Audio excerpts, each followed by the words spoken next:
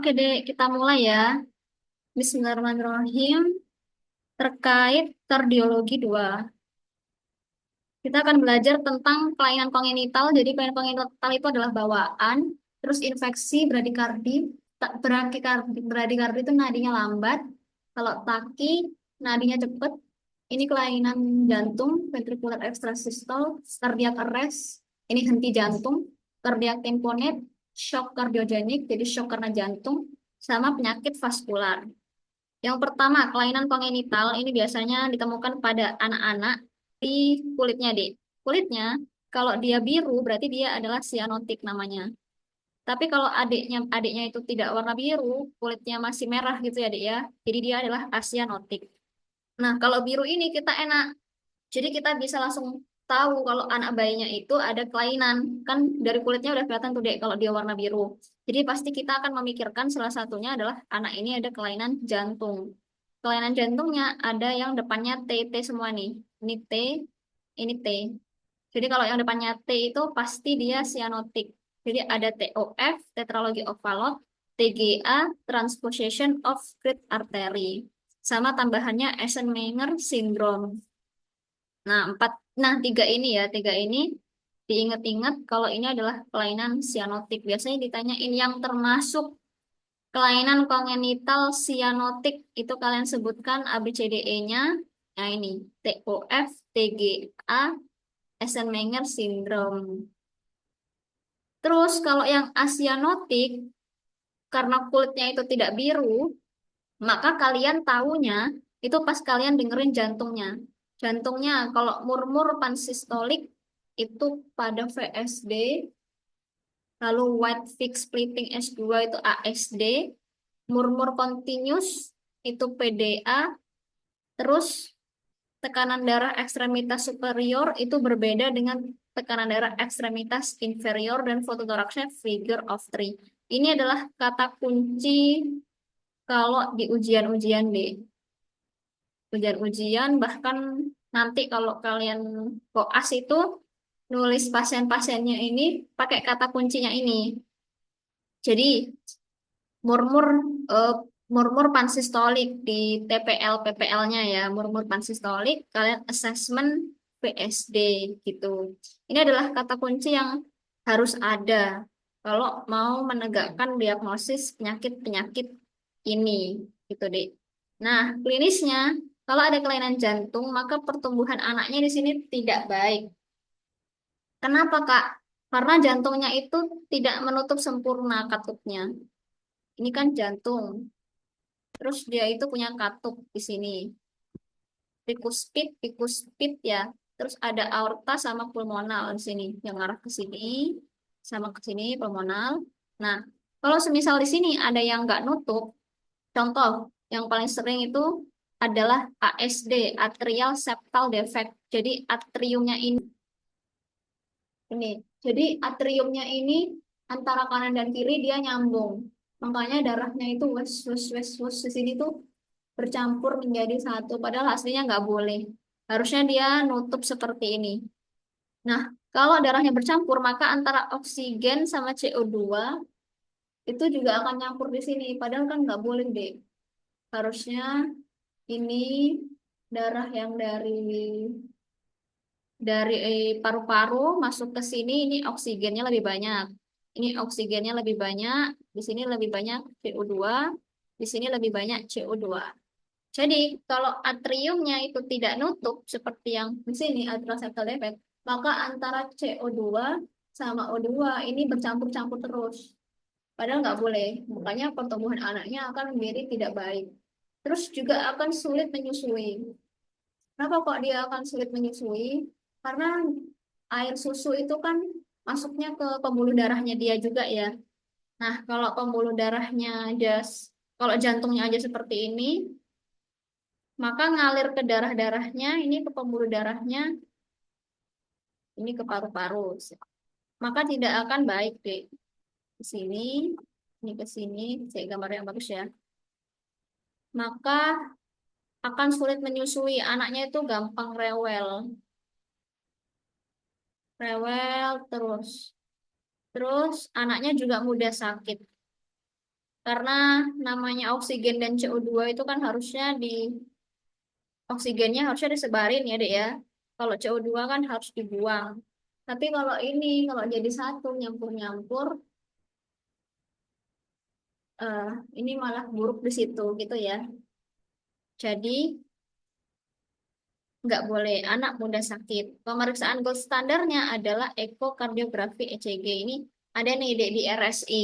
Biasanya dokter jantung itu akan memplanningkan pasien untuk melakukan pemeriksaan ekokardiografi. Karena dari ekokardiografi itu akan kelihatan mana katup-katup yang belum menutup, yang sudah menutup itu kelihatan deh ini jantung ya. Ada 4 gini. Harusnya di sini ada katup, di sini ada katup, terus di sini ada katup pulmonal ya, yang buat ke paru-paru, ini paru-paru ke sini. Terus ada katup aorta. Katup aorta itu berarti dari sini ini ke seluruh tubuh ya, ke sini. Set masuknya. Ini ke sini. Set. Kalau yang ventricular septal defect, jadi dia ventrikelnya. Ventricle berarti yang bawah. Nah, ini deh. Ini dia ada defectnya.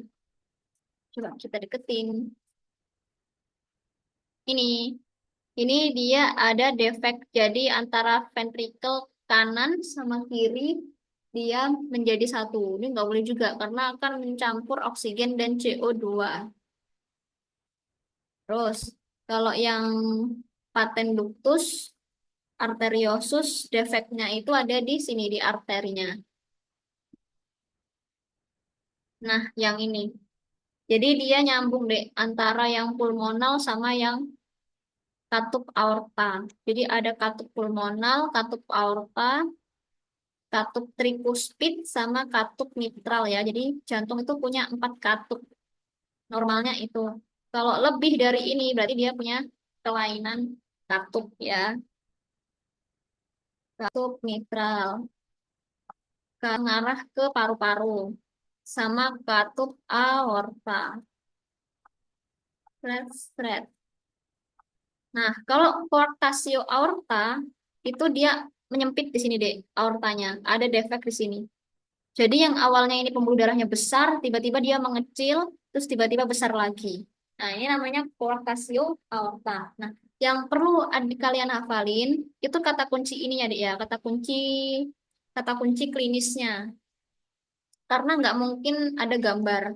Jadi kalau gambar kan jarang ya Dek, ya di CBT atau bahkan nggak pernah tak temuin. Jadi biasanya tulisannya ini nih, klinisnya murmur pansistolik. Berarti diagnosis pasiennya adalah PSD.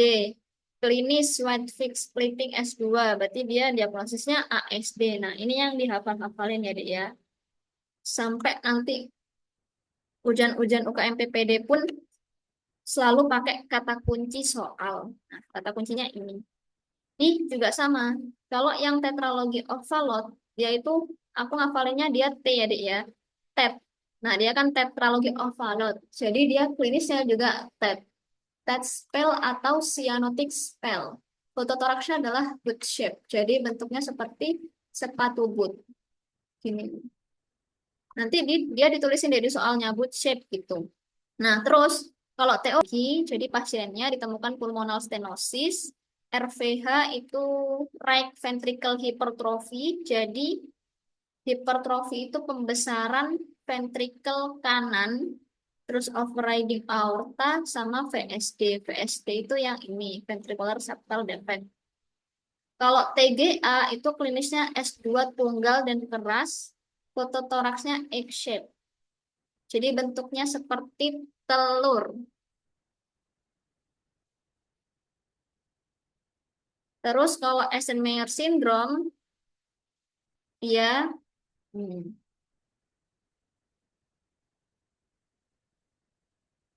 Eisenmenger itu bentuknya seperti Erlenmeyer itu deh. Kita cari ya,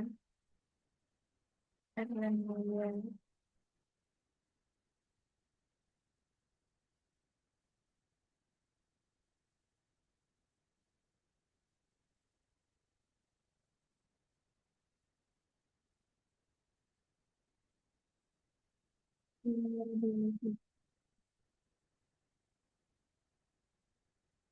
Nah, ini dia kayak tabung tabung Erlenmeyer yang apa di mana deh?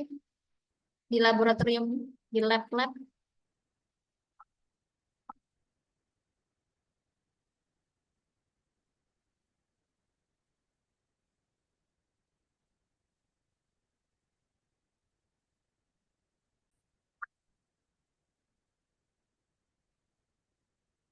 Aku ini aja of Erlenmeyer.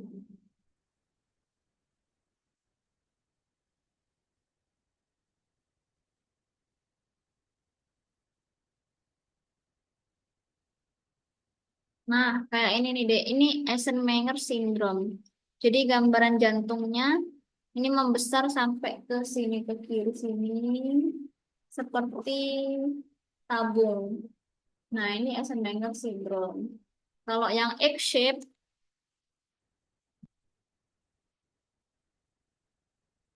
ini dia. Ini yang PGA ya. Ini bentuknya seperti telur.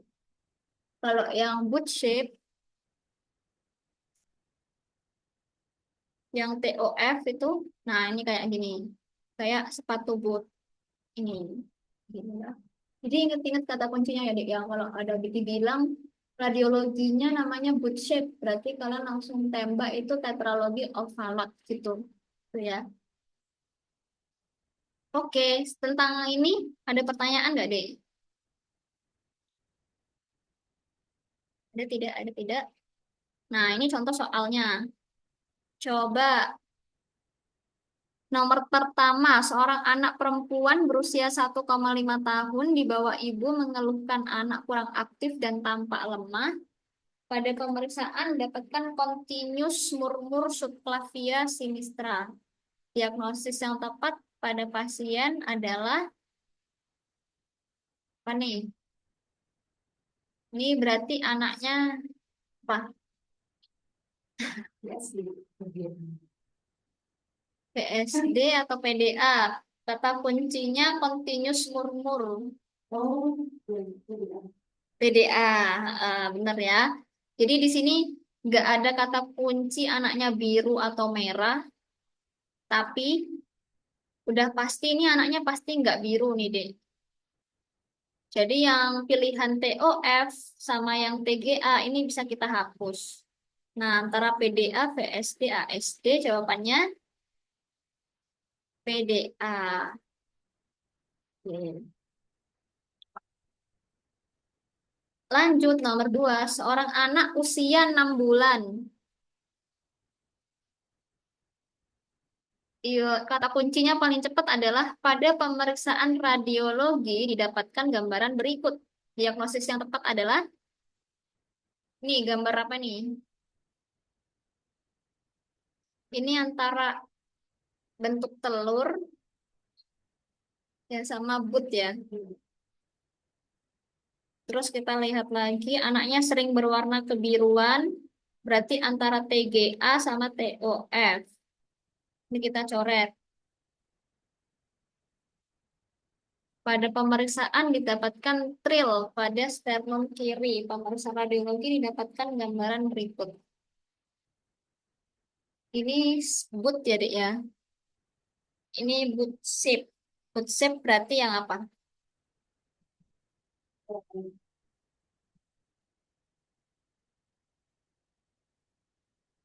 TOF apa TGA? TOF. Oke, TOF ya. Ya. Lanjut nomor 3. Kata kunci. Kemungkinan diagnosis pada kasus. Oke. Seorang laki-laki 4 tahun keluhan kedua kakinya pucat. Pemeriksaan atas, pemeriksaan tekanan darah ekstremitas atas 100 per 60 dan ekstremitas bawah 70 per 50. Pulsasi arteri tibialis posterior dan arteri dorsalis pedis teraba lemah dan terlambat dibandingkan denyut jantung. Kemungkinannya ini dia kedua kakinya pucat. Terus antara ekstremitas atas dan ekstremitas bawah tekanan darahnya berbeda. Ini kata kuncinya. Tekanan darah ekstremitas atas itu berbeda dengan tekanan darah ekstremitas inferior. Jadi jawabannya yang A. Oke. Siapa ini yang jawab nih? Oh ya, ya. Oh ya tadi ya benar ya. Oke benar. Tadi nomor 2 CTOF. Di Nurul Wulan sama D Arin. Ekstremitas atas di sini 100/60, ekstremitas bawah 70/50. Jadi kalau beda berarti dia proctio aorta. Jawabannya A. Sampai sini ada yang mau ditanyain apa lanjut lagi?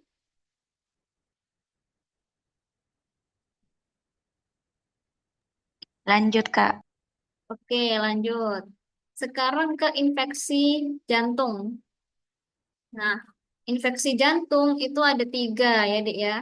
Demam, rematik, endokarditis infektif, sama perikarditis. Ini namanya aja perikard ya. Perikard itu dari bahasanya jantung, infeksi atau inflamasi. Lapisan jantung ditambahin itis. Berarti dia ada infeksi. Terus kalau demam itu masuknya infeksi jantung. Nah, karena ada demam ya, demam itu pasti adalah akibat dari infeksi. Jadi ini infeksi jantung, endokarditis ini juga infeksi jantung, perikarditis juga infeksi jantung. Nah, lagi-lagi di soal itu pasti ada kata kuncinya, Dek. Kata kuncinya ini. Kalau yang paling sering di soal itu yang endokarditis infektif, karena dia gejalanya ada ini, Dek. Kriteria DUK atau Ojan-Ross. Salah satunya positif.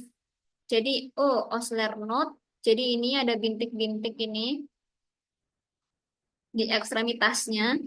Jadi kalian lihat aja bapaknya itu ada bintik-bintiknya apa enggak. Nah, ini biasanya ini ada deh ini. Ini. Hmm, ini. Atau Jan, Janway lesion. Jadi ada lesi. Ini lesinya kayak gini. Terus rod spot perdarahan retina. Jadi kalau kalian pakai funduskopi, kelihatan di retinanya itu ada bintik-bintik ini deh. Nah, terus splinter hemorrhage perdarahan kuku. Jadi kalau kalian lihat kukunya, itu ternyata ada perdarahannya. Tuh ya.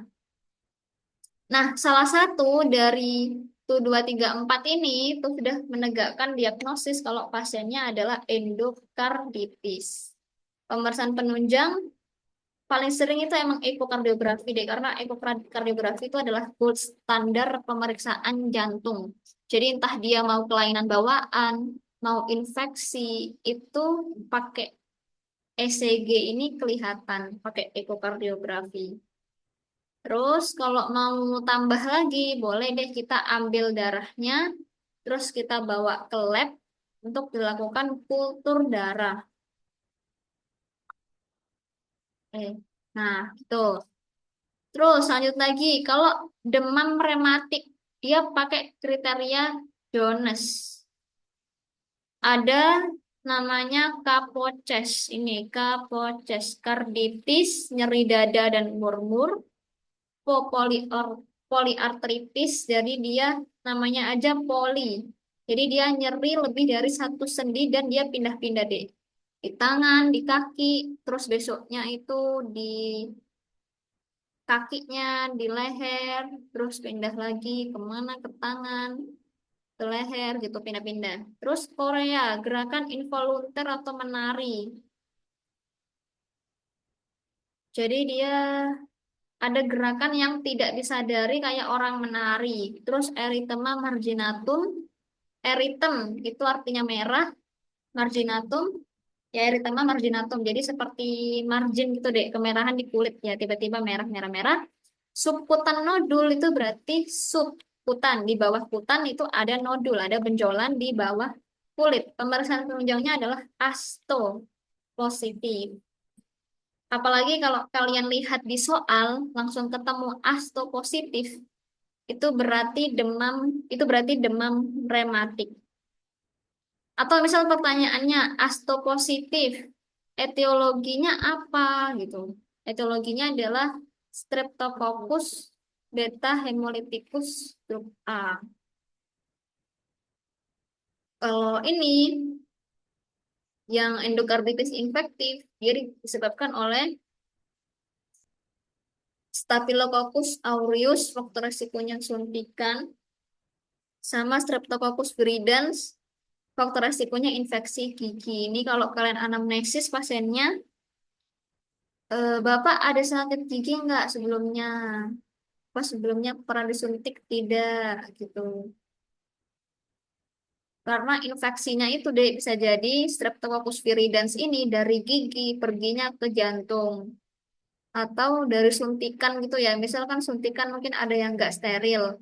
Terus dia mengandung Staphylococcus aureus. Nah, Staphylococcus aureus ini bisa menginfeksi jantung, jadinya endokarditis infektif. Nah, ini gambarnya erythema marginatum. Jadi dia eritem merah dan ada marginnya. Margin itu kayak batas gitu deh. Nih. Terus ini juga ada batas-batasnya. Nah, ini demam rematik. Ini subkutan nodul. Jadi kalau kalian pencet-pencet itu benjolannya teraba. Kalau oh ini ada di bawahnya kulit nih. Gitu. Terus yang ketiga, perikarditis. Perikarditis itu disebabkan oleh banyak ya. Ada virus, ada bakteri, ada jamur, ada parasit. Tapi yang harus kalian garis bawahi itu ya Dek ya, itu ada ini. Nyeri dada pleuritik saat inspirasi atau ekspirasi.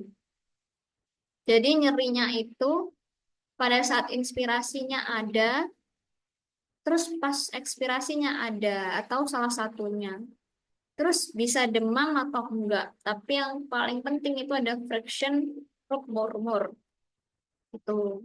Ini kata kunci. Pemeriksaan penunjang ST elevasi hampir di seluruh lid. ST elevasi itu berarti nih yang kayak kursi. Jadi ST-nya itu naik gini ya, Dik ya. Nah, ini ST elevasi, ini ST elevasi, ini ST elevasi, ini ST elevasi, ST elevasi, ST elevasi ini hampir di seluruh lid. Ini juga mana lagi ini enggak ya? Nah, itu berarti adalah perikarditis. Kalau di rumah sakit sih jarang ya, Dek ya, ini kasusnya. Tapi ya di soal-soal ini ya, di soal ini yang kalian harus hafalin. Demam rematik ini yang tadi kriteria Jones, kalau endokarditis ini yang kriteria Duke. Nah, ini sudah ada di sini ya. Hmm. Kalau itu tadi demam rematik. Kalau penyakit jantung rematik itu berarti adalah ada riwayat demam rematik sebelumnya. Terus di jantungnya itu ada murmurnya. Itu berarti penyakit jantung rematik. Itu aja sih deh bedanya deh. Kalau jantung rematik itu berarti dia udah pernah gitu ya. Nah, soal latihan lagi.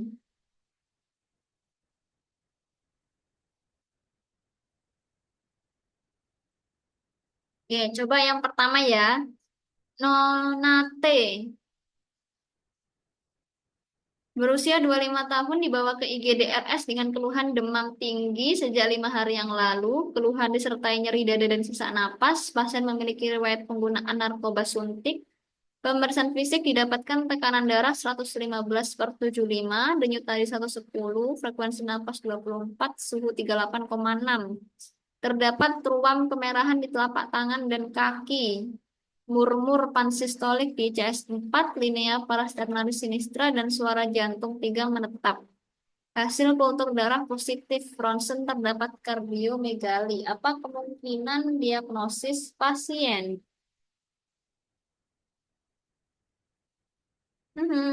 Tadadadada.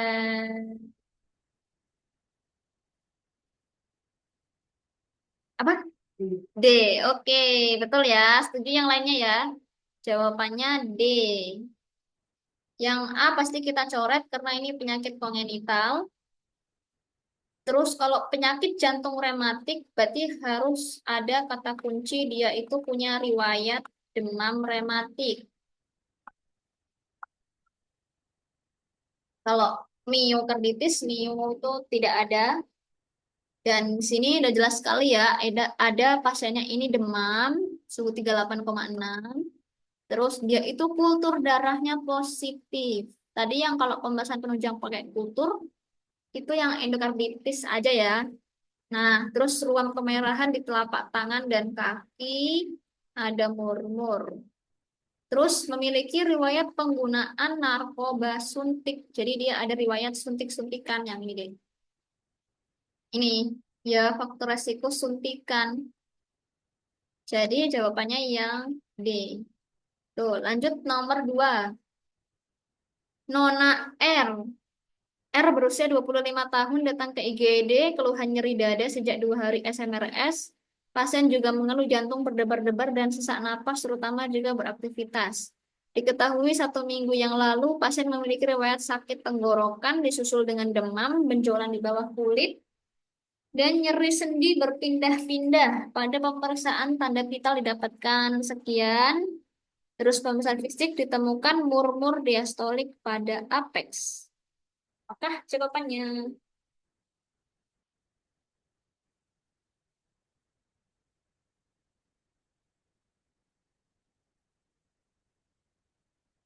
Yang apa? Ya benar. Rheumatic heart disease. Jadi penyakit jantung rematik.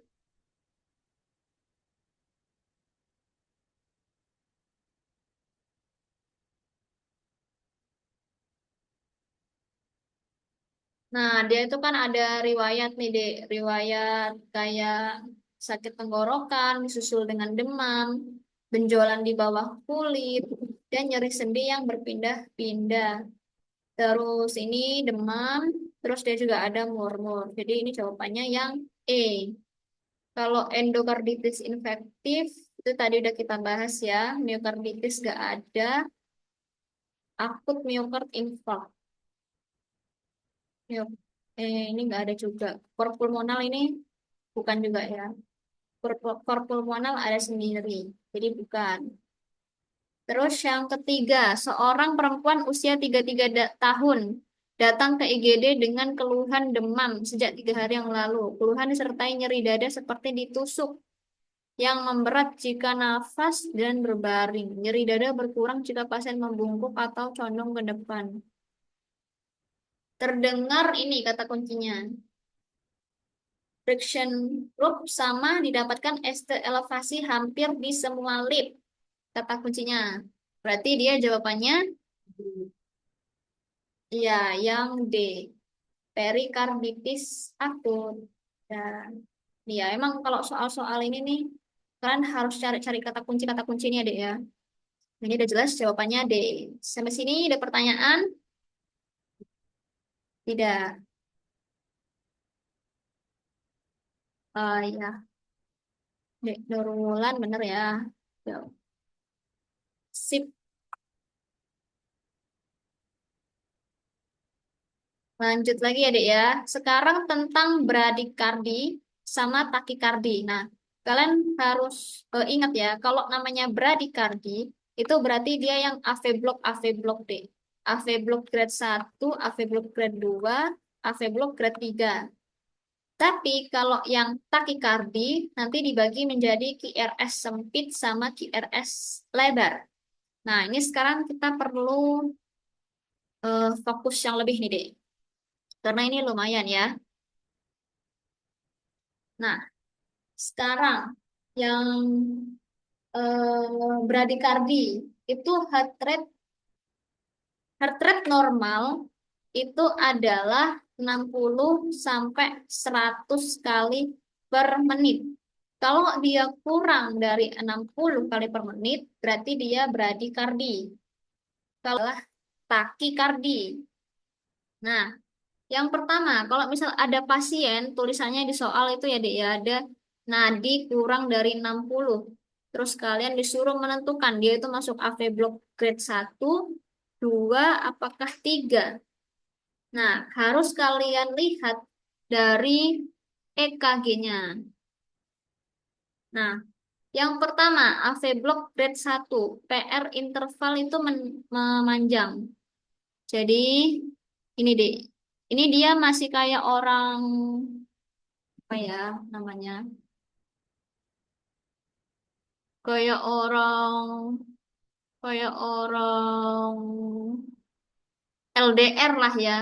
Jadi dia itu memanjang deh ininya deh. Adalah dia itu sedikit-sedikit komunikasinya. Jadi gak cepat. Biasanya kan kita P I R S. Gak bagus ya deh ya. Nah, anggapnya gini lah ya. Nah, ini kan harusnya dia deketan kan. Tapi kalau si AV block grade 1 namanya aja bradikardi. Nadinya lambat.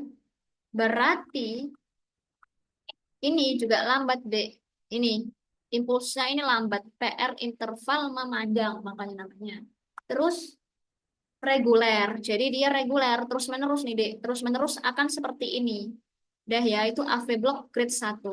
Kalau AV block grade 2 itu dibagi menjadi dua lagi. Jadi kalian harus tulis AV block grade 2 Mobit 1 atau AV block grade 2 Mobit 2 gitu. Nah, kalau yang Mobit 1 PR interval semakin lama semakin panjang. Contoh, dia itu lagi berantem nih, Dek, contohnya. Nah, ini awalnya segini. Terus besoknya makin jarang nih komunikasinya. Jadi dia tambah intervalnya, tambah jauh. Terus ini tambah jauh lagi. Terus akhirnya ini udah mau putus lah dia. Ada jaraknya ini panjang sekali. Nih, lihat ini ya. Awalnya itu jaraknya 6 sampai antara R ke R sini 680, 640, terus jadi 1180, 680. Yang dilihat adalah ininya. PR intervalnya PQR ST PQR ini ke sini makin panjang, makin berjarak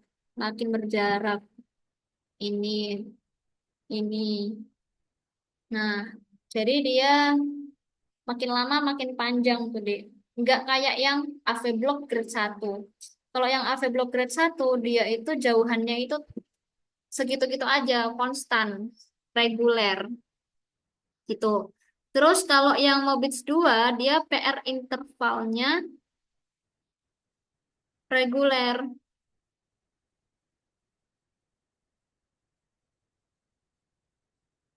Mana ini P? PR interval. Ini deh. Nah, ini ya. Ini dia reguler, tapi tiba-tiba dia memanjang. Tiba-tiba di sini nggak ada. Ini kan P, QRST. Ada kompleks QRS yang hilang. Jadi ini ada, ada, di sini tidak ada. Ada. Nah, ada yang hilang ya, Dek ya. Tuh. Ada. Di sini ini hilang nih, tidak ada. Harusnya di sini tiba-tiba tidak ada, itu pasti AV block garisnya. Nah, itu ya. Terus AV block grade 3 gelombang P sama QRS itu berjalan sendiri-sendiri dan dia reguler deh. Dia akan tetap seperti ini aja konstan. Tapi P-nya, nah ini tuh P dan QRS jalan sendiri-sendiri. Ini P sama ini P-nya di sini ada. Terus ini nggak ada. Ini ada QRS. Di sini nggak ada. Gitu deh. Jadi dia berjalan sendiri-sendiri ini udah nggak nyambung. Ya. Nah, tata laksananya AV block grade 1 dan AV block grade 2 Mobit 1 kita kasih sulfas atropin. Sulfas atropin itu obat buat anestesi. Ya, Dek ya. Itu juga bisa untuk menidurkan pasien. Yang grade 3 dan Mobits 2 kita pakai transcutaneous pacemaker. Jadi ditempelin di dadanya. Terus bisa pakai sulfas atropin juga, SA. Atau kalau misalnya nggak ada, kita bisa pakai dopamin sama epinefrin. Ini dosisnya. Nah, ini kalau di soal jarang deh ditanyain dosis obat, tapi yang paling sering tuh ditanyain ini diagnosisnya apa. Nah, kalau ada diagnosis obatnya, kalian tentuin dulu ini diagnosisnya apa. Nah, coba tentuin diagnosisnya dulu. Seorang perempuan, bla bla bla bla bla, kata kuncinya adalah pemeriksaan EKG. Langsung aja kalian lihat EKG-nya deh. Nah, ini apa nih berarti? Ini ada gelombang P, I, R, S, T. Ada ya? Ini juga P, Q, R, S, T, P, Q, R, S, T, P. Nah, QRST-nya mana ini kok hilang? Nah, berarti kalau yang ada yang hilang, dua. Betul. Nah, sekarang tinggal kalian tentuin. Oh ya, apakah C? Nah, berarti antara B dan C. Karena dia reguler, berarti yang Mobis 2. Betul. Dia Siapa tadi jawab juga ya? Dia Lukiana. Oke, betul. Betul ya, yang C. Nah, sekarang yang number 2. Kata kunci pemeriksaan EKG. Langsung aja kalian lihat EKG-nya.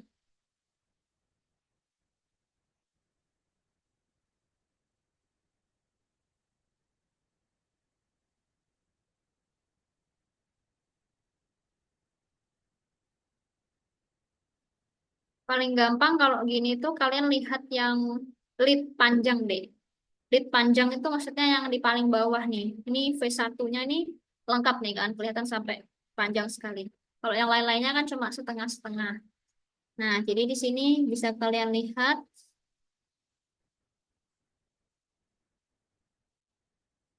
Hmm,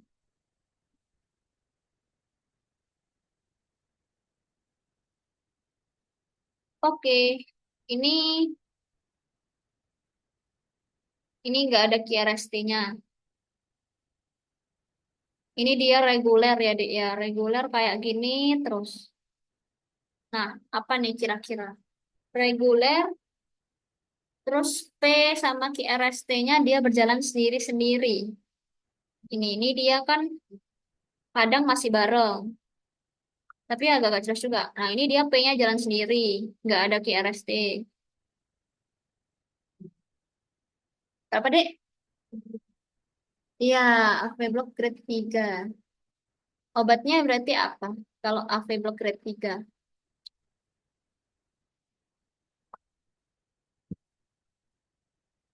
Bisa pacemaker.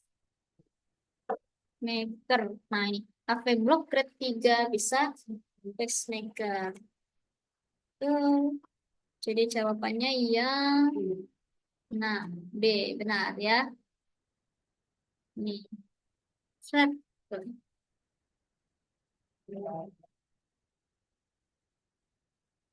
Oke, lanjut lagi yang nomor 3. Dia kalau kecepatan bilang juga ya. Eh, ya apa ini deh?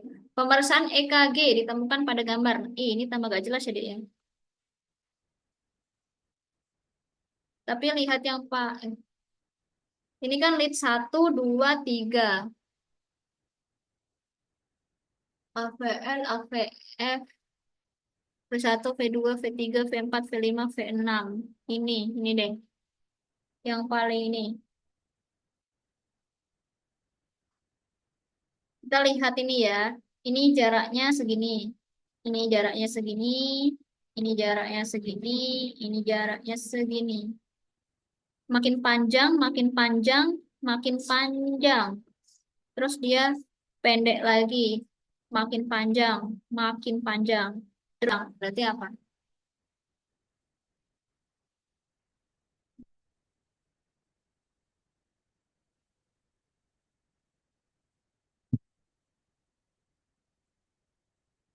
Ini QRS-nya ada. Berarti bukan yang grade 2 ya. Karena ini semuanya ada QRS nih. AV Block grade 1. Ya, benar. Jadi kayak apa AV Block grade 1 itu dia pelan-pelan ya, Dek ya. Ini pelan-pelan dia berjarak. Nah, ini makin jauh, makin jauh. Jadi kalau AV Block grade 1 obatnya ya sulfas atropin. Dapat diulang maksimum 3 miligram. Atropin IV. Sip. Lihat pasiennya.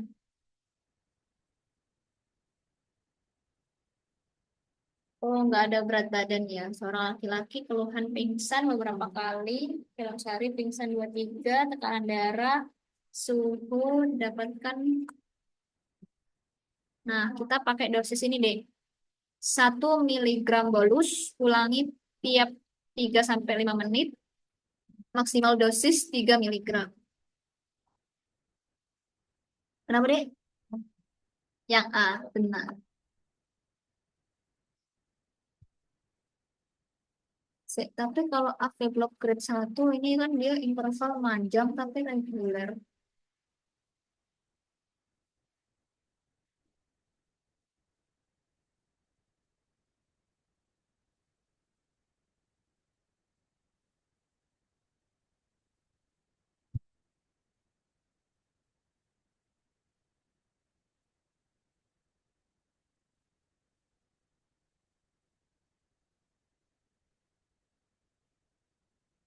Iya sih.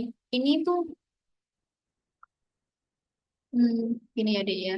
Ini depannya ini dia masih reguler-reguler nih. Depannya ini dia reguler, reguler, reguler, reguler, reguler, reguler, reguler, tiba-tiba manjang, manjang. Satu, dua, tiba-tiba manjang. Ini juga tiba-tiba manjang.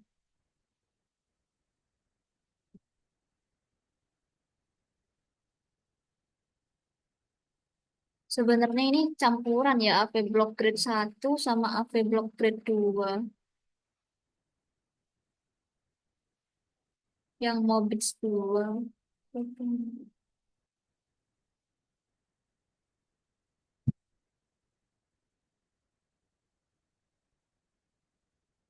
Dopamin. Oh iya, benar-benar deh. Ini ya, ini kan pengecohnya itu ini deh. Ini tuh dia yang pertama ini dia masih reguler ya, 1, 2, 3 ini. Terus dia mulai memanjang, sangat memanjang. Terus ini juga pendek, sedang, panjang, pendek, sedang, panjang. Nah, yang 1, 2, 3 ini masih AV Block grade 1. Terus mulai ke arah sini ini AV Block grade 2. Mobits 2. Jadi kita pakai yang depan ya. Jadi yang ini AV Block grade 1. Jadi jawabannya yang A. Oke, itu deh. Itu ya tentang bradikardi. Ada pertanyaan nggak? Siapa mau nanya? Dek Mila, nggak? Dek Tiara, Dek Arina, Dek Dia, Dek Nurwulan sama Dek Mirna, ada nggak? Sebelum ada.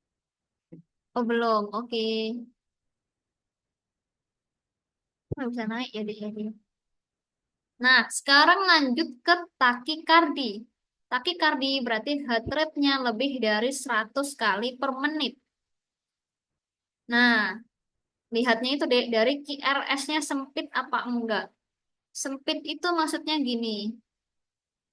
Kelihatan enggak ya? Ini. Dia itu gini deh, ini sempit sekali. Ini juga sangat sempit sekali. Jaraknya itu kecil-kecil. Kalau yang QRS lebar, dia ini lebar-lebar nih. Kayak ini lebar kan? Ini jaraknya lebar. Ini jaraknya juga sangat lebar sekali. Nah, itu maksudnya QRS lebar sama QRS sempit. Jadi kalau pertama kali lihat EKG, kalian langsung lihat QRS-nya sempit apakah QRS-nya lebar. Kalau misalnya dia irreguler, berarti dia jaraknya beda-beda. Nih, Dek. Ini yang ke sini, ini jaraknya lebih panjang. Terus yang ke sini, ini jaraknya lebih pendek. Ini aja udah sangat menentukan kalau dia itu irreguler. Kalau irreguler berarti dia atrial fibrilasi atau AF. Ini sering sekali ya di pasien ini. Nah, kalau reguler itu berarti antara R1 ke R2 ini sama jaraknya. Jadi yang tinggi-tinggi ini R ya. Nah, ini jaraknya sama. R ke R itu satu gelombang. Maksudnya adalah dari R ke R ini ada satu gelombang di tengahnya. R ke R ada satu gelombang di tengahnya. Ada satu gelombang di tengahnya. Satu gelombang di tengahnya. Itu berarti adalah SVT, supraventricular tachycardia. Kalau yang R ke R ada dua gelombang, itu berarti adalah sinus takikardi ini deh. Ini ada R ke R, terus jaraknya ada dua gelombang. R ke R ada dua gelombang. R ke R ada dua gelombang. Terus kalau yang R ke R-nya lebih dari dua gelombang, berarti adalah atrial flutter. Seperti gergaji. Ini kata kuncinya atrial flutter ya. Jadi ini adalah mata gergajinya. Sret, sret, sret.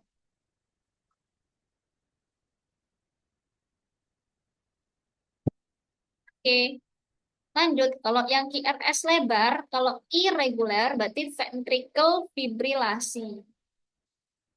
Kalau yang regular berarti ventricle tachycardia. Jadi kalau irregular itu belakangnya pasti ada fibrilasinya deh.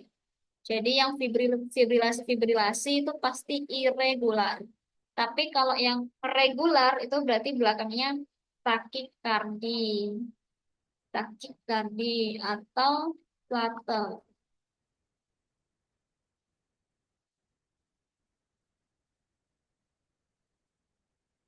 Nah, itu tuh bisa ya ini ya. Kita coba lihat soalnya.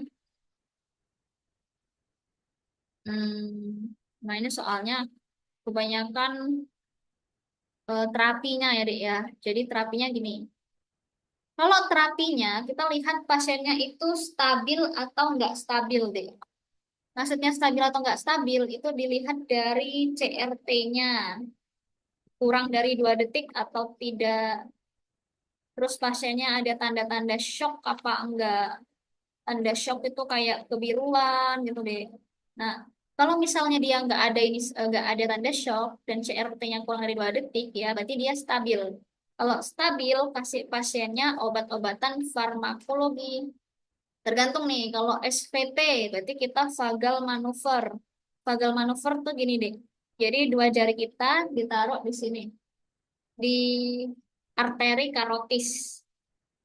Arteri karotis, terus kita kasih obat adenosin 6 mg. Terus yang kedua adenosin 12 miligram. Jadi obatnya bertahap. Kalau atrial fibrilasi atau atrial flutter itu kita pakai obat golongan hipertensi kayak beta blocker, ada CCB, ada digitalis atau digoxin. Ini contohnya beta blocker, propranolol, bisoprolol, CCB, verapamil, diltiazem. Kalau ventricular tachycardia kita kasih obat ada obatnya namanya amiodaron. Tuh. Kalau tidak stabil itu kita pakai listrik deh. Jadi pakai kecut. Kalau di film-film itu kan ada yang pakai kecut ya. Nah, itu kita kecut pakai itu juga. Nah, jadi kayak yang reguler, yang irreguler sama ada ventricle fibrilasi ini. Ada namanya kardioversi. Dosis rendah. Karena dia reguler, Dek, maka kita kasih aja yang dosisnya rendah. 50 sampai 100 joule itu cukup. Tapi kalau irreguler itu kan tidak beraturan tuh irama jantungnya. Jadi kita kasih dosis yang tinggi, 120 sampai 200 joule. Kalau ventricular fibrilasi, ini ada dua. Mau yang bifasik atau monofasik, ini tergantung alat yang ada di rumah sakitnya. Jadi kalian baca dulu deh, alat yang di rumah sakit itu yang alat kejutnya itu, apakah dia itu bifasik atau alat yang monofasik. Kalau alatnya tulisannya bifasik, berarti kalian cukup puter kejutnya itu di dosis 120 sampai 200 joule. Kalau di alatnya itu tulisannya monofasik, berarti kalian puter di dosis 360 joule. Terus taruh di dadanya pasien ya. Dihitung 1, 2, 3, 4, 5. Kalian angkat, nanti pasiennya akan kejut tuh ya, Dek ya. Oke, soal latihan. Bla bla bla bla bla bla, kata kuncinya tata laksana. Ini pasien apa nih?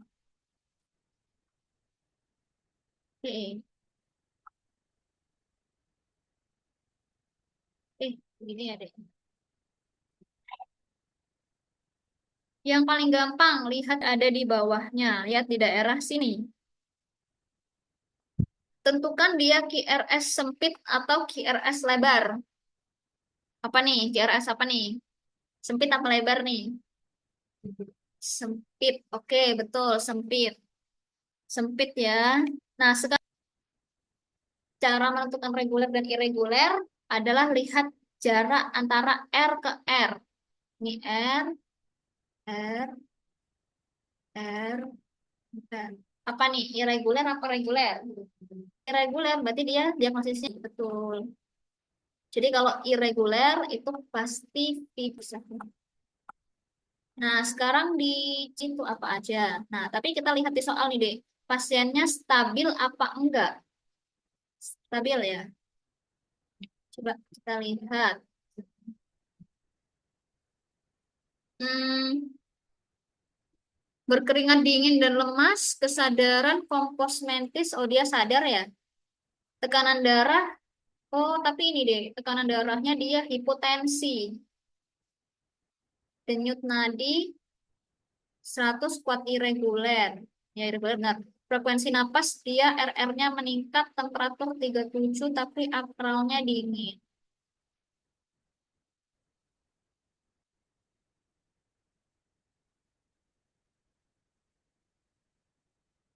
Tapi kesadaran masih kompos mentis dia. Iya, iya. Hmm,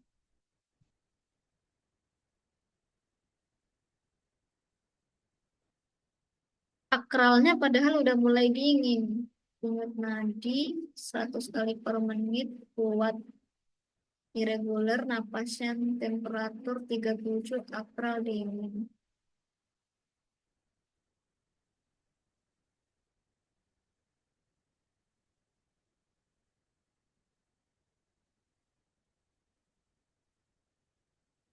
Ya, berarti karena kesadaran masih kompos mentis ya, Dek ya. Berarti kita kasihnya yang farmakologi. Jadi farmakologinya apa?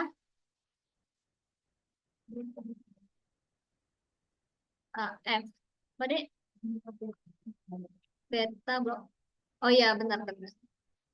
Beta blocker atau CCB atau digoxin ya. Sip. Yang ini ya, yang pertama C. Ini pengecoh ya, Dek ya. Jadi dia itu kompos mentis masih sadar ya. Tapi tekanan darah udah hipotensi. Akral juga udah mulai dingin. Mungkin habis ini dia baru nggak sadar ya. Jadi kita kasih, karena pasiennya masih sadar, jadi kita kasih obat dulu, beta blocker.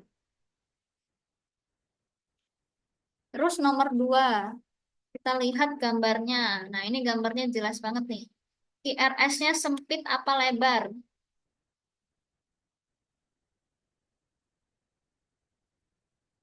IRS sempit atau lebar?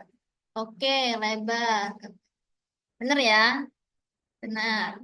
Terus dia irregular atau reguler? Apa? Reguler. Sampai. Oke, ini dia juga reguler. Jadi kalau reguler berarti namanya apa?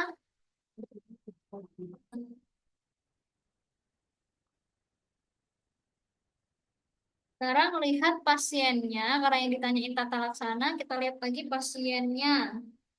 Dia itu stabil atau enggak. Laki-laki, sesak, keringat dingin dan nyeri kepala, tekanan darah dia hipotensi, nadinya meningkat, lemah dan cepat, nafas 25 kali per menit. Ini udah tidak stabil ya, Dek ya. Oke, karena ini nggak ada tulisan dia masih sadar apa enggak, tapi dari kata kuncinya ini ngarah ke tidak stabil, maka kita pilih yang ngasih listrik. Nah, kalau nggak stabil berarti yang ini, ventricle tachycardia, yang ini deh, VT. Berarti karena dia masih reguler, jadi kita kardioversi yang dosisnya rendah. Kardioversi dosis rendah. Ini DJ shock sama kardioversi itu sama aja ya, Dik ya. Jadi jangan bingung. Sama aja. Ini kan DJ shock kan dia 360 joule, sangat tinggi. Jadi kita nggak milih itu ya. Itu pengecoh aja nih. Adenosin, RJP, digoxin. Kalau RJP itu apa? Kita lakuin kalau pasiennya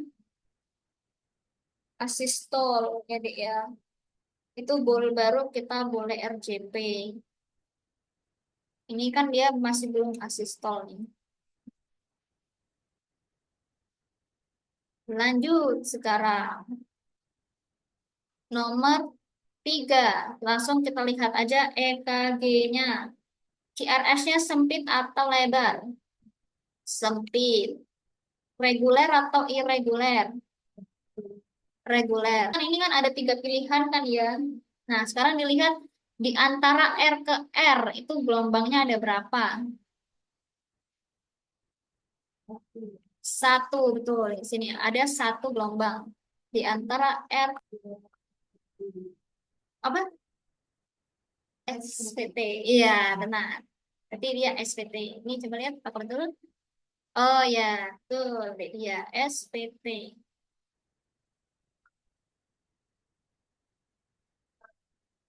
Nah, kalau SVT berarti, oh ya, lihat dulu, stabil atau tidak stabil nih pasiennya. Tidak stabil ya. Benar, 80 per 55. Akralnya juga udah dingin, walaupun CRT-nya lebih dari 2 detik. Oh ya, CRT-nya lebih ya. Ini lama ya, Dek. Berarti dia tidak stabil. SPT ini terus dia tidak stabil. Berarti pakai listrik. Nah, yang mana nih? Yang D, benar. Karena yang dosis rendah ya. 50 sampai 100, kalau 120 sampai 200 itu dosis tinggi sih. Sampai sini ada yang mau ditanyain?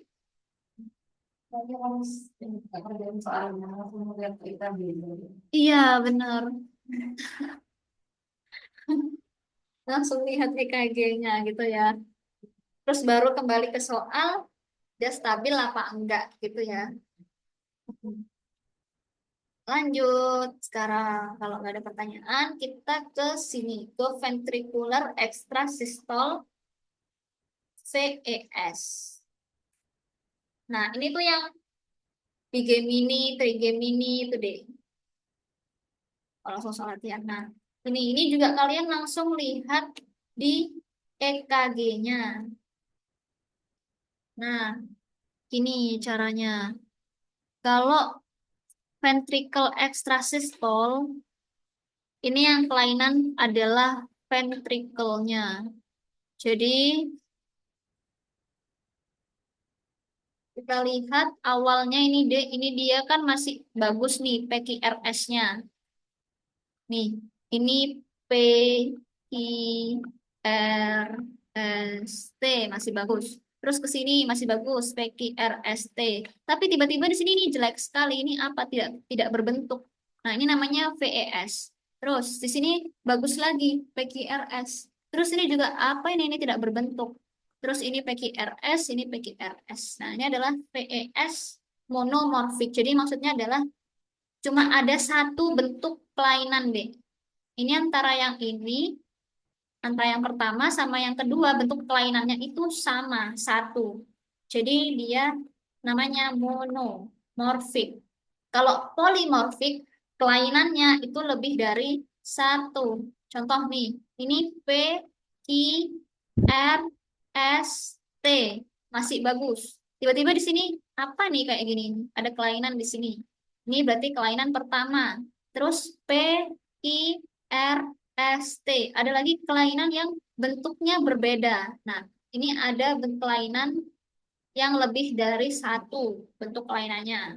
Jadi, kalau yang lebih dari satu, berarti dia VES polimorfik. Nggak kelihatan ya. Nah, lanjut. Ada namanya VES bigemini, trigemini, tetragemini. Ini sesuai namanya, Dek.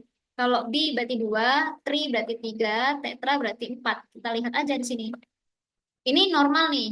P, Q, R, S, T. Tahu-tahu di sini kelainan. Normal, kelainan, normal, kelainan, normal, kelainan, normal, kelainan. Bigemini itu dihitung dari normalnya, deh. Jadi cara hitungnya gini. Se- Ini. Ini normal. Jadi kita hitung nol, terus satu, dua, nol, satu, satu, satu, dua, tiga. Satu, dua, satu, dua, satu, dua. Nol, satu, dua, nol, satu, dua, nol, satu, dua, nol, dua, tiga. Oh, salah-salah deh. Dari normalnya dulu, ini satu. Salah, nol sih. Jadi normal itu dihitung satu. Satu, terus kelainannya di nomor dua. Terus ini normal itu satu. Kelainannya di nomor dua. Satu, kelainannya di nomor dua. Jadi kalau kelainannya di nomor dua berarti namanya bigemini. Jadi ini PVC yang bigemini. PVC atau VES ya, sama. Kalau trigemini berarti normalnya ini. Normalnya ini satu. Ini normal juga dua. Tiga. Kelainannya di nomor tiga. Ini satu, dua, tiga. Nah, kelainannya selalu ada di nomor tiga. Berarti itu adalah trigemini. Jadi kalian hitung dari yang normal ya, Dek ya. Yang normal dihitung satu. Nah, kalau tetra itu juga sama. Jadi satu, dua, tiga, empat. Kelainannya di nomor empat. Terus satu, dua, tiga, empat. Satu, dua, tiga, empat. Kalau face yang couplet atau couple di sini langsung langsung kelihatan nih, Dek. Kelainannya itu ada dua nih berdua. Satu, dua. Ini juga kelainannya dua. Ini juga kok kelainannya dua.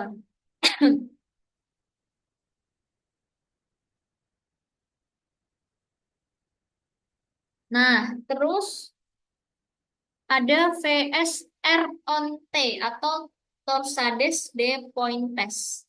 Jadi R-nya itu ada di T. PQRST.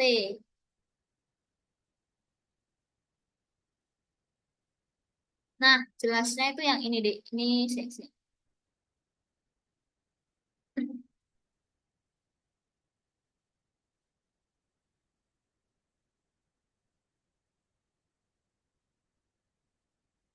Oh, di sini kurang bagus ya. Gambar yang terus ada depan tes itu gini.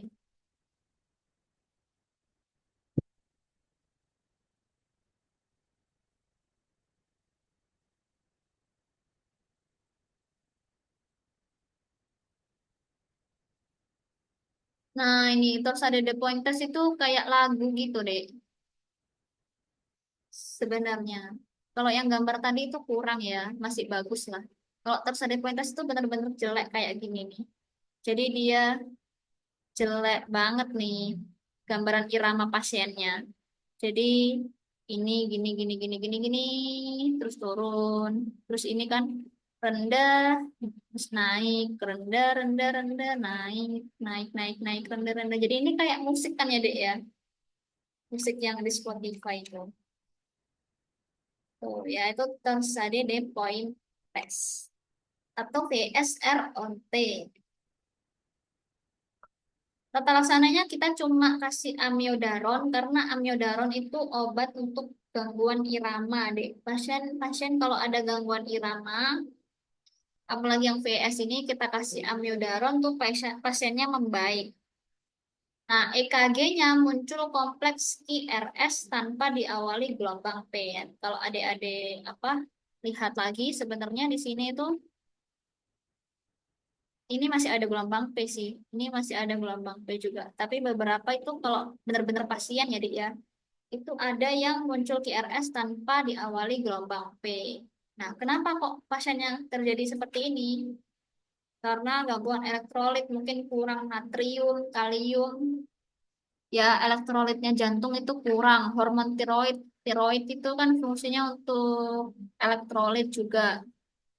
ACS itu acute coronary syndrome. Pasien-pasien dengan apa namanya, Dek? Yang sakit jantung mendadak itu atau karena efek samping pengobatan. Kita kasih amiodaron. Nah, sekarang ini apakah diagnosis yang tepat pada pasien?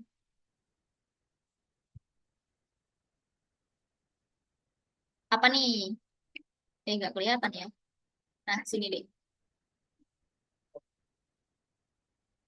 Apa nih yang kelainan?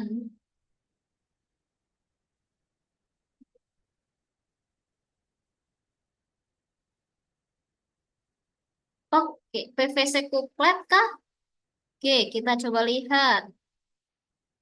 Ini anggap PQRS, PQRS. Nah, ya ini ya dua, ada dua. Semuanya ini berdekatan, berdekatan, berdekatan, dan berdekatan. Jadi jawabannya BVC yang kompleks. Sip, bagus. Lanjut, nomor dua. Apa nih?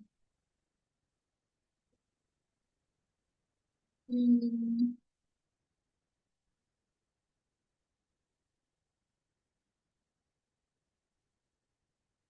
paling gampang lihat yang bawah ya, Dek ya. Yang paling bawah karena yang panjang. Ini nggak ada ya, di bawah ini nggak ada kelainan. Yang ada malah ini. Ini, ini kelainan. Ini kelainan.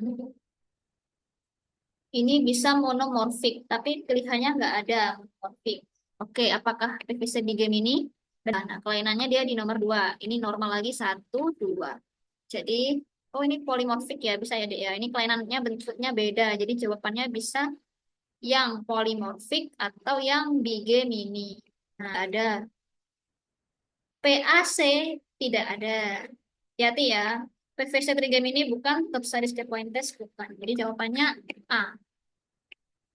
Oke, sampai sini ada pertanyaan?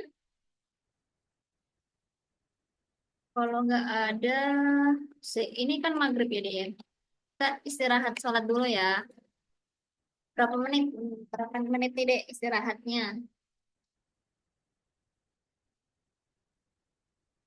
10-15 menit. Cukup nggak? 15 menit? 10 apa 15 menit?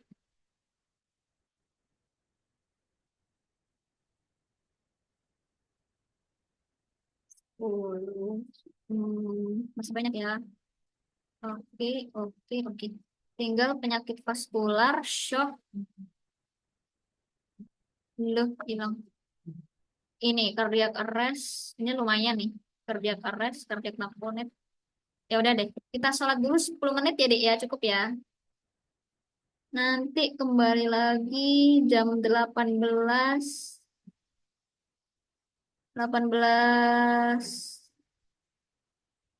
18 lebih 2 berarti ya. Oke, kalau gitu sholat dulu ya, Dek ya.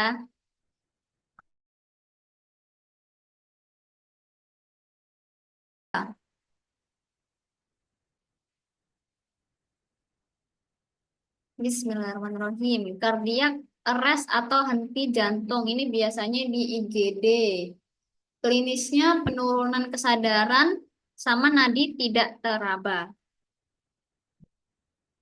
Jadi kalau ada pasien pingsan, kalian harus cek ke nadinya, Dek. Nadinya itu teraba atau enggak ya. Nah, kalau nadi tidak teraba itu berarti dia udah masuk ke henti jantung. Karena kan cara pertama kita mendeteksi jantung adalah lewat nadi.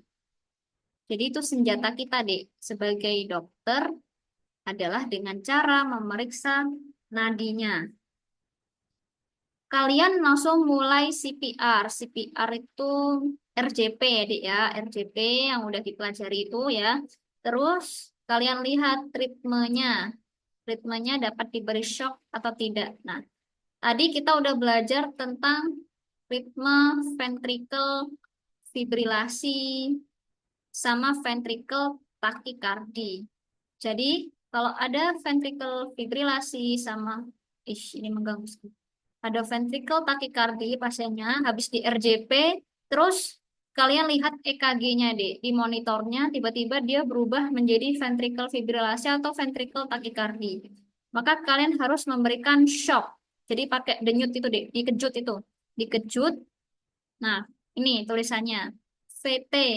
Jadi ventricle takikardi yang tanpa nadi, terus ventricle fibrilasi. Karena ventricle fibrilasi itu pasti tanpa nadi.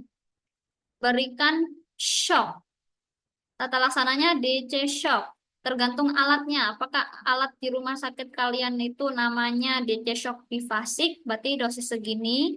Kalau di rumah sakit kalian DC shock monofasik, berarti kalian puter di dosis segini, 360 joule.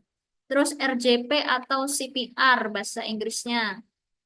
Setelah itu, habis di shock, terus kalian CPR selama 2 menit, terus kalian lihat lagi di EKG ritmenya apa. Semisal masih sama deh antara VF atau VT, kalau masih sama berarti kalian kasih shock lagi, terus habis kasih shock kalian langsung CPR. Baru kasih epinefrin. Makanya di sini epinefrin dosis 1 mg. Jadi ini udah urut deh. Udah urut nih. Pasiennya ini misal tiba-tiba pingsan di depan kalian, terus kalian raba nadinya, itu nggak ada. Langsung tanpa babi bu, kalian kayak amankan pasien, amankan lingkungan gitu ya, amankan dokter dan lain-lain sampai melakukan CPR kalian. Lanjut CPR, terus kan kalian udah memanggil bantuan tuh. Nah, monitor kan udah dibawa. Jadi kalian bisa lihat habis di CPR tuh pasiennya VF atau VT tiba-tiba. Akhirnya kalau pasiennya VF atau VT, kalian shock. Ini dosisnya. Terus habis di shock, kalian lanjut CPR lagi. Baru habis CPR, kalian cek lagi. Cek nadinya sudah ada atau belum, sama dicek gambaran EKG-nya apa. Kalau misalnya nadinya tetap gak ada dan EKG-nya tetap VF atau VT, berarti kalian shock lagi lanjut CPR. Jadi habis shock lanjut CPR ya dek ya, nggak usah dicek-cek dulu. Jadi urutannya shock CPR cek. Jadi ini ceknya. Ini shock CPR cek. Terus shock CPR baru amiodaron. Jadi yang pertama kali ini, dek, ini ada gambarnya gini deh. Ini rangkaian pertama, shock dan CPR. Kalian tidak memberikan obat.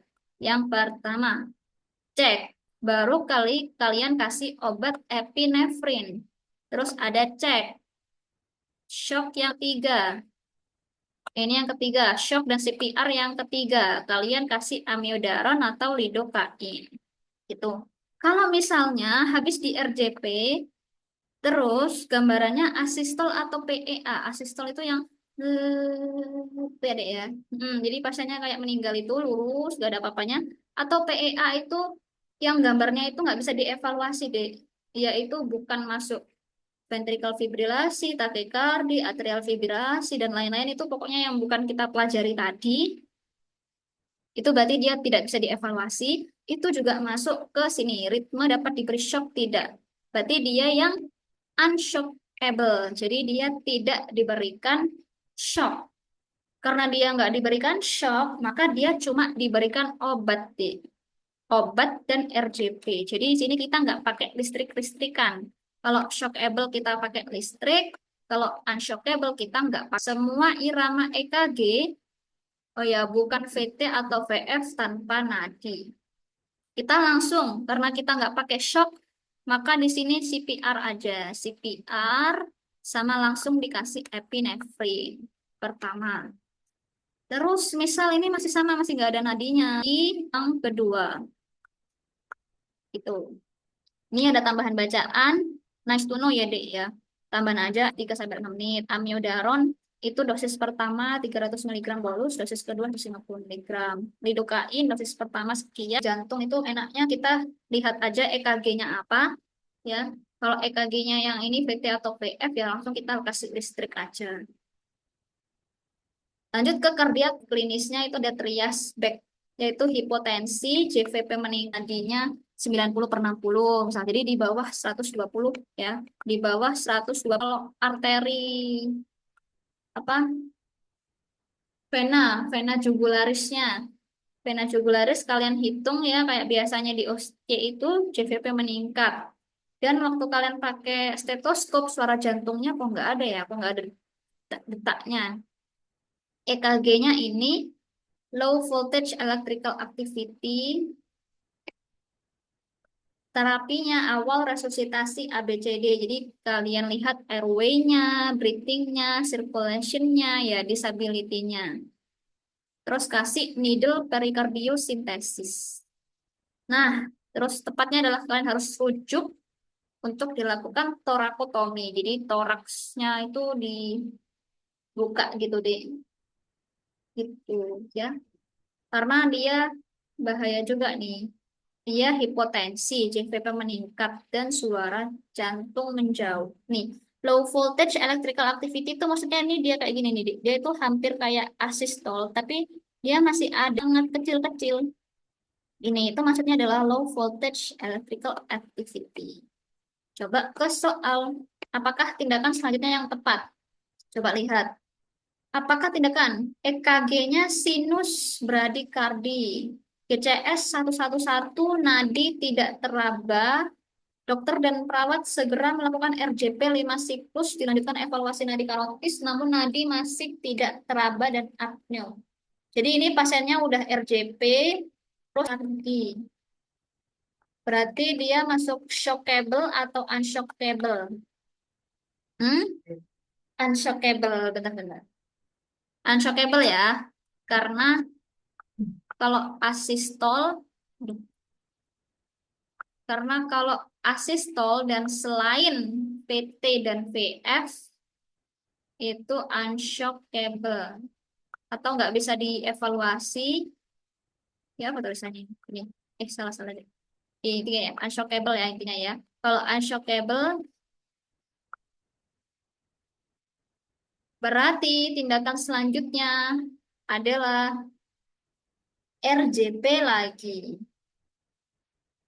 Set, set. Jadi jawabannya B. Stop RJP enggak ya? Karena kan nadinya masih tidak teraba. Jadi kita harus lanjut. Kalau devip-devip ini yang shockable. Jadi kita tidak pakai. Lanjut, nomor 2. Nadi tidak teraba, terus EKG-nya gambarannya gini. Apa nih? Ini dia QRS lebar. Hmm. Oke, apakah VF ya? QRS lebar, benar. Terus dia irregular ya? Irregular. Satu, dua. Ya, ya, benar. Irregular. Jadi dia diagnosisnya VF. Kalau VF berarti dia shockable atau unshockable? Shockable. Kita baca lagi. Seorang, oke, benar. Dek, dia benar juga shockable. Yang lainnya aman ya, paham ya? Pasien, bla bla bla bla. Tidak lama kemudian pasien sesak dan tidak sadarkan diri, nadi tidak teraba. Oh, ini masih belum diapa-apain nih, Dek. Berarti dia defibrilasi berapa nih? Dosisnya. Kalau monofasik dia 360, kalau bifasik 120 sampai 200.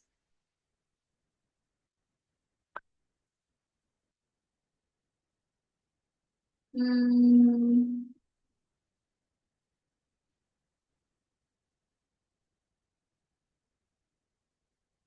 yang ini aja ya, yang 360 aja. Nah, oh ya dek, ini dek tambahan lagi ya. Cara ngingetnya lagi, kalau yang 360 Joule itu pasti adalah monofasik. Kenapa? Karena dia itu satu sumber kekuatannya itu, Dek. Dayanya si kejutnya itu cuma satu. Jadi karena daya kejutnya cuma satu, apa ya, sumber kejutnya itu cuma satu, maka kita membutuhkan Joule yang lebih besar. Hmm. Tapi kalau yang bifasik ini dia sumber kejutnya itu ada dua. Makanya kalau ada dua, kita setengah-setengah gitu. 100. Jadi dosisnya kecil, 120 sampai 200 Joule.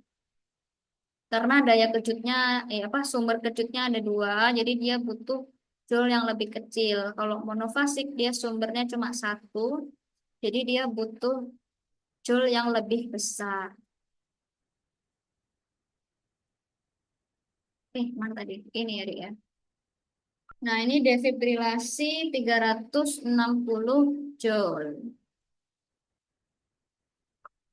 Ini harusnya 120 sampai 200, ini enggak, ini enggak, ini enggak. Itu ya, Dek, ya.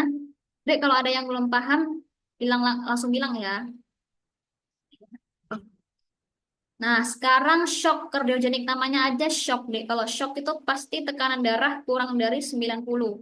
Jadi orang-orang di mana-mana kalau tekanan darah kurang dari 90 itu langsung kita sebut shock. Kalau karena pasiennya punya sakit jantung, terus dia tekanan darah segini, berarti namanya shock kardiogenik. Jadi penyebabnya adalah jantung. Terapi awal pasti kita kasih cairan infus. NaCl 0,9%, 20 mili per kilogram berat badan. Jadi ini 20 mili dikali BB-nya. Misal BB-nya 50 ya. Berarti 50 kali 20, 1000 selama 15 sampai 30 menit. Nah, satu cairan kristaloid itu isinya 1000, berarti ya kita butuh dua inian ya, dua infus. Gitu. Terapi tepatnya, kalau tekanan darah sistolik kurang dari 70 dan akralnya dingin, kita kasih injeksi norepinefrin. Nah, ini hafalan nih, Dek. Kalau 70 sampai 100 dan akral dingin, berarti dopamin. Kalau 70 sampai 100 plus akral hangat, berarti dobutamin. Tuh, hafalan ya. Kurang dari 70 sampai 100, akral dingin, 70 sampai 100 akral hangat. Norepinefrin, dopamin, dobutamin. Langsung soal norepinefrin, dopamin, dobutamin. Apa tata laksana? Pasien keluhan lemas, TD-nya segini, berarti dia shock. Riwayat sakit, oh ini kok nggak muncul. Tung, TD 80/50. Terus karena dia shock, dia terus sampai 100. Kral dingin tidak ada. Dobutamin. Dobutamin. Gitu ya. Nomor dua, terapi yang tepat. Tekanan 70 sampai 100 juga. Dan akralnya dingin. Gampang ya, Dek, ya, itu ya. Oke, soalnya tinggal hafalkan. Si masuk ke penyakit ada ya. Vaskular itu ada kelainan pada arteri sama venanya. Yang paling sering pada vena. Kalau tanpa inflamasi itu kayak varises ya, pasien-pasien orang udah tua itu seringnya varises karena venanya berkelok-kelok. Atau chronic vein insufficiency, venanya berkelok-kelok, terus ada ulkusnya, ada lukanya, atau hiperpigmentasi. Makanya namanya ada kronik, karena kalau ulkus itu kayak ulkus diabetes saya deh ya, ulkus itu di mana-mana pasti tumbuhnya itu lama, makanya namanya kronik. Ada ulkus, ada lukanya ya. Terus kalau ada inflamasi positif itu deep vein thrombosis atau DVT. DVT itu adalah vena apa ya, yang paling dalam ya, deep ya, makanya deep. Karena di dalam sering terjadi inflamasi. Terus ini kata kunci di soal, Homan sign positif, D-dimer naik, USG Doppler didapatkan trombus positif. Riwayat imobilisasi, jadi pasiennya jarang bergerak. Kalau tromboflebitis, riwayat infus. Jadi orang kalau pakai infus kan di venanya ya, Dek ya. Nah, terus kalau misal dia kelamaan pakai infus atau dia sering gerak-gerak, nanti di venanya itu akan terjadi inflamasi. Pasiennya jadi bengkak. Bengkaknya itu karena tanda inflamasi. Common sign nggak ada. Tata laksana simptomatik kalau deep vein, heparin sama warfarin. Nah, ini yang jarang nih arteri. Arteri ada thromboangitis obliterans. Ini pasien-pasien perokok. Gambarannya ini nih, nekrosis ujung jari tangan dan kaki. Kalau udah kayak teman gini, berarti pasti diamputasi. Atau akut line ischemia atau ALI. Atau etiologinya emboli. Ada 5 kata kuncinya, 5 P. Pain, Pelorposis, paralisis, parestesi, onset kurang dari 2 minggu. Jadi dia ada nyeri, terus panas, gak bisa digerakin, tidak kerasa, onset kurang dari 2 minggu. Kalau chronic line ischemia, berarti dia lama nih, Dek. Kalau acute tadi kurang dari 2 minggu. Kalau kronik, namanya aja udah kronik ya, pasti dia akan muncul ulkus atau hiperpigmentasi. Ini bentukannya, dia juga ada nyeri saat istirahat, AB-nya kurang dari 0,9.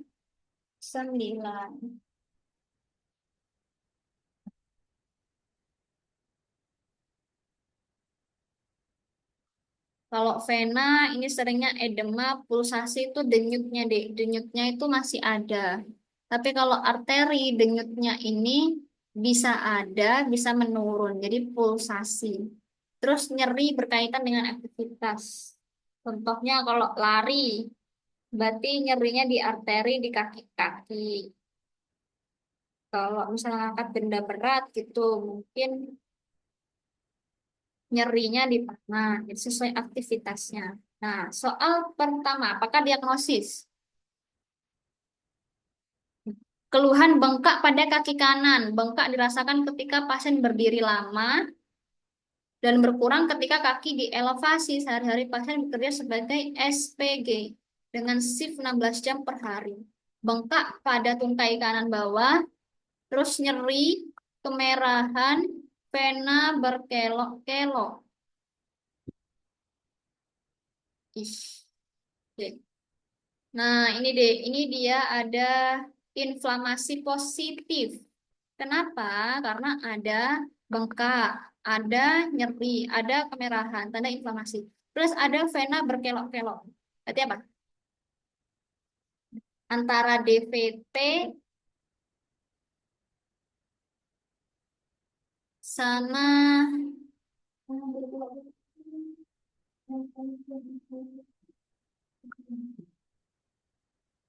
vena berkelok-kelok itu antara varises, chronic vein insufficiency,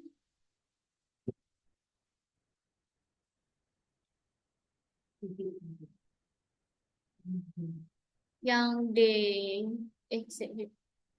itu bisa juga ya.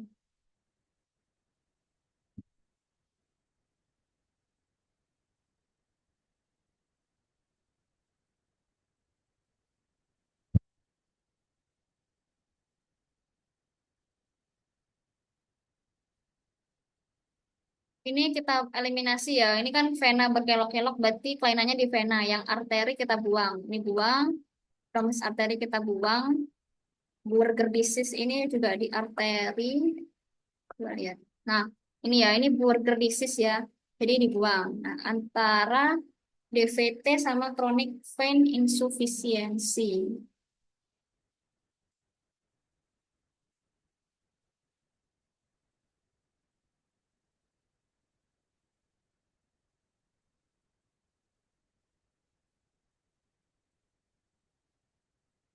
Dia ada bengkak nyeri kemerahan juga ya. Bisa DVT tapi hmm.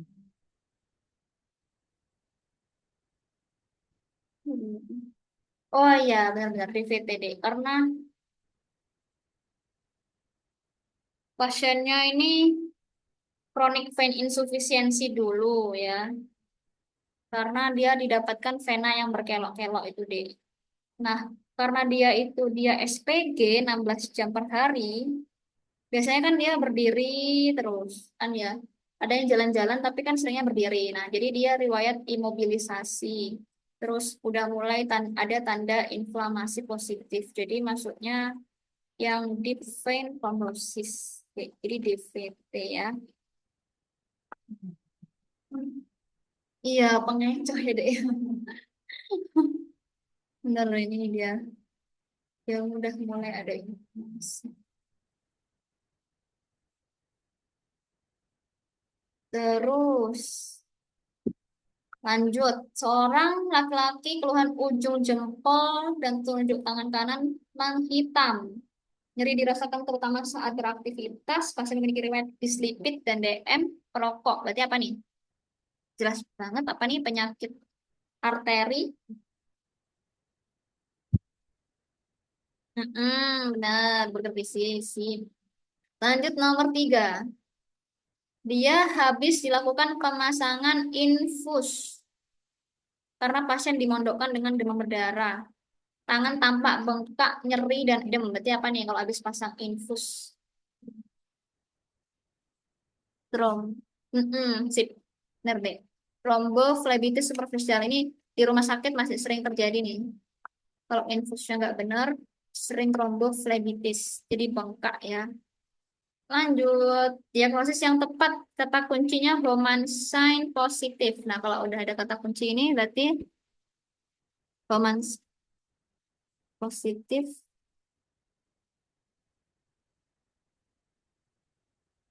Berarti D. Ya, DVT ini ya. Antara DVT sama tromboflebitis, lihat Homan sign-nya. Homan sign positif, Homan sign. Jadi yang ini A. Nah, sudah selesai. Oh, iya. Alhamdulillah. Sampai sini ada pertanyaan nggak? Insya Allah tidak ada ya. Siapa nih? Dek, dia minum. Oh, Dek Mila ini ya. Dek Nurwulan sama Dek Mirna. Ada pertanyaan nggak?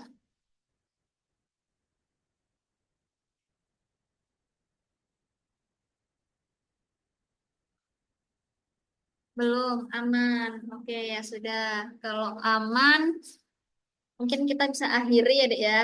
Oke, kita akhiri dengan bacaan Alhamdulillahirabbil alamin. Subhanakallahumma wa bihamdika asyhadu an la ilaha illa anta astaghfiruka wa atubu